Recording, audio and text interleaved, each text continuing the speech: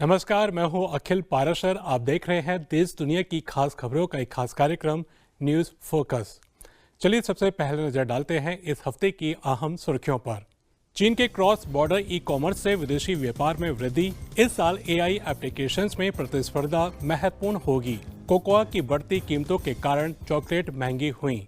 अब समाचार विस्तार से। चीन के क्रॉस बॉर्डर ई कॉमर्स ने विदेशी व्यापार बढ़ाने में खास योगदान दिया है, जो साल 2023 में 15.6% बढ़कर 2.38 खरब युआन हो गया है।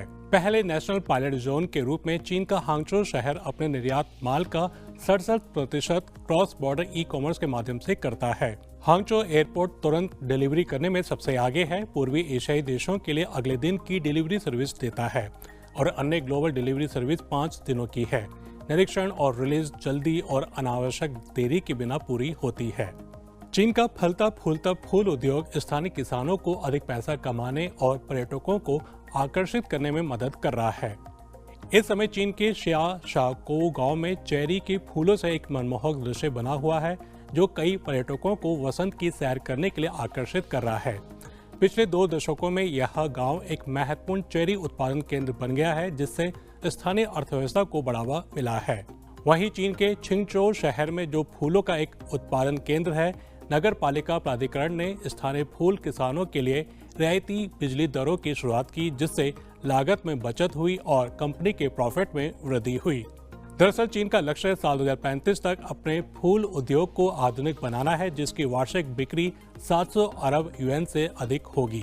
चीन का आरवी यानी रिक्रिएशनल वाहन बाजार बढ़ रहा है, जो दुनिया के ऑटो निर्माताओं की रुचि को आकर्षित कर रहा है। देश की आर्थिक सुधार और बढ़ती आय के साथ रिक्रिएशनल वाहन का मालिक बनना अधिक सुलभ होता जा रहा है। सहायक नीतियों और एक संपूर्ण टूरिज्म सेक्टर ने पिछले साल चीन में 50,000 से अधिक रिक्रिएशनल वाहन का उत्पादन किया। हालांकि चीन में रिक्रिएशनल वाहन का बाजार बढ़ रहा है, फिर भी यह यूरोप और अमेरिका से पीछे है। युवा खरीदारों के बीच आउटडोर ट्रैवल में रुचि बढ़ रही है, जिससे आरवी रजिस्ट्रेशन में साल दर साल 20% की वृद्धि हो रही है। चीनी एक्सपर्ट लियू पनफू के अनुसार इस साल आर्टिफिशियल इंटेलिजेंस यानी एआई एप्लीकेशंस में प्रतिस्पर्धा महत्वपूर्ण होगी। एआई दुनिया को इतने तरीकों से बदल रहा है जितना कोई भी सोच नहीं सकता। China institute for innovation and development strategy के उपाध्यक्ष लियू ने चीन के आधुनिकीकरण में एआई की भूमिका पर जोर दिया। यह टेक्नोलॉजी चीन के आधुनिकीकरण की प्रगति को आगे बढ़ाने में मदद करेगी, जिसमें सूचनाकरण, सटीकता और हरित विकास शामिल है। यह मूल रूप से हमारे जीवन और हमारे सोचने के तरीकों को प्रभावित करेगा। रूस में जन्मा पहला विशाल पांडा शावक कत्यूशा पहली बार मॉस्को चिड़ियाघर में सार्वजनिक रूप से लोगों के सामने आया। उसका यह नाम कत्यूशा एक प्रतियोगिता के माध्यम से रखा गया है।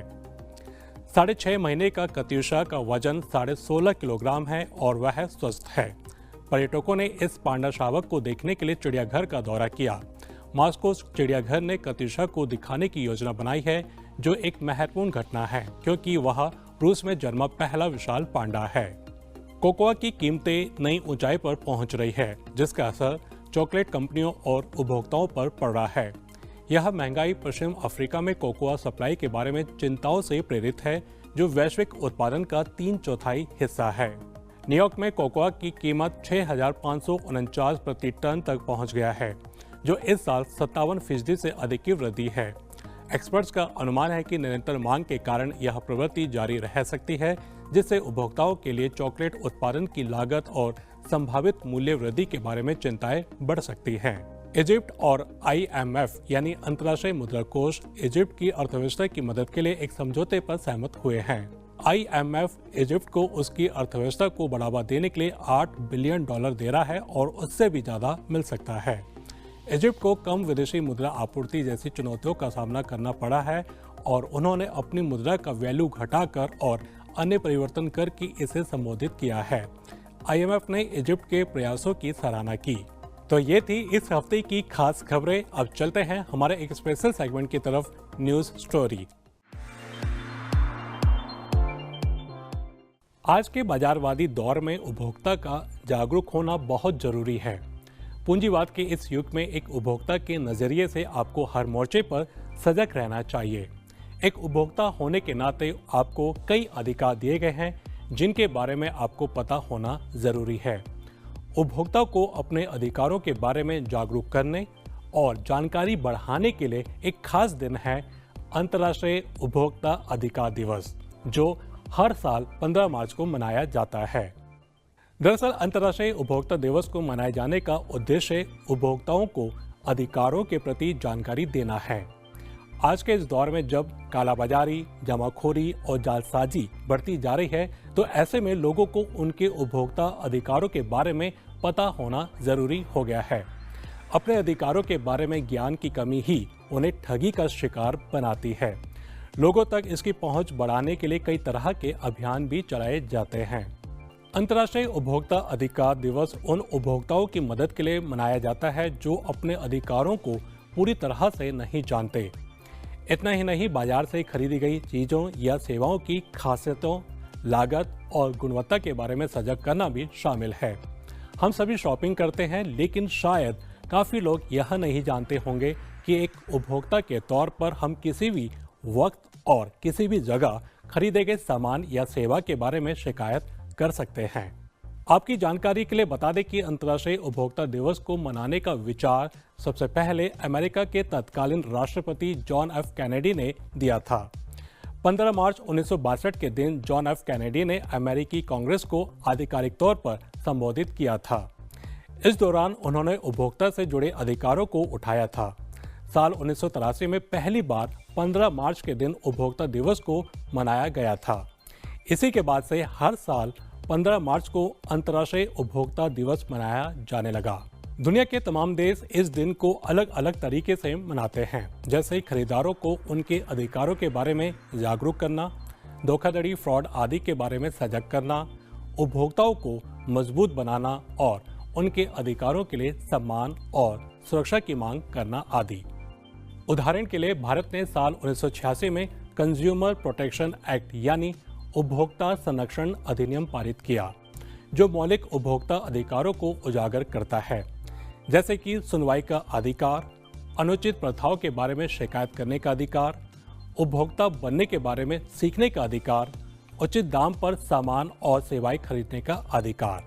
वहीं चीन में सरकार 15 मार्च तक उपभोक्ता शिक्षा अभियान चलाती है। मशहूर टीवी शो 315 शो के नाम से प्राइम टाइम पर चीन के प्रमुख टीवी चैनल सीसीटीवी पर 2 घंटे का प्रसारण करती है। इस शो में सार्वजनिक रूप से खराब उत्पाद गुणवत्ता, जालसाजी और अवैध रूप से व्यक्तिगत जानकारी इकट्ठा करने जैसे मुद्दों के लिए खुलेआम ब्रांड की आलोचना की जाती है। इस शो के चलते कई चीनी और विदेशी ब्रांड आलोचना का सामना कर चुके हैं। इस साल अंतर्राष्ट्रीय उपभोक्ता अधिकार दिवस की थीम है उपभोक्ताओं के लिए निष्पक्ष और जिम्मेदार एआई, जो कि उपभोक्ता अधिकारों की रक्षा के लिए नैतिक एआई के उपयोग के महत्व पर जोर देती है, क्योंकि आज के समय में एआई सामान और सेवाएं देने में महत्वपूर्ण भूमिका निभा रहा है। अब आइए चर्चा करें कि अंतर्राष्ट्रीय उपभोक्ता अधिकार दिवस क्यों जरूरी है। पहला, हमें इस दिन की आवश्यकता है, यानी अंतर्राष्ट्रीय उपभोक्ता अधिकार दिवस अनुचित कमर्शियल प्रथाओं के बारे में जागरूकता बढ़ाता है और इस बात पर जोर देता है कि कंपनियां उपभोक्ताओं का शोषण कैसे कर सकती हैं। यह हमें अधिक जानकारी देकर सतर्क खरीदार बनाने में मदद करती है। दूसरा, यह हर किसी के लिए खास दिन है, यानी हम सभी कभी न कभी सामान खरीदते ही हैं, इसलिए हर व्यक्ति एक उपभोक्ता है और यही वजह है कि यह हर किसी के लिए उपभोक्ता के रूप में अपने अधिकारों को जानने का दिन है। तीसरा, इससे फर्क पड़ सकता है, यानी एक साथ काम करके और उपभोक्ता अधिकारों के बारे में अधिक जानकारी प्राप्त करके हम हर जगह उपभोक्ताओं के लिए एक बेहतर दुनिया बना सकते हैं। तो हम कह सकते हैं कि अंतर्राष्ट्रीय उपभोक्ता अधिकार दिवस एक ऐसा दिन है जो हमें उपभोक्ता के तौर पर अपने अधिकारों को समझने और खरीदारी करते वक्त बेहतर निर्णय लेने में काफ़ी मददगार है। सामान खरीदते समय धोखाधड़ी, जालसाजी से बचने के लिए हमें अपने अधिकारों का पता होना बेहद जरूरी है और इसलिए अंतर्राष्ट्रीय उपभोक्ता अधिकार दिवस मनाया जाना आम लोगों के लिए खास बन जाता है। तो ये था आज का खास कार्यक्रम न्यूज़ फोकस। अभी इजाज़त दीजिए, अगले हफ्ते फिर मिलेंगे इसी समय। नमस्ते।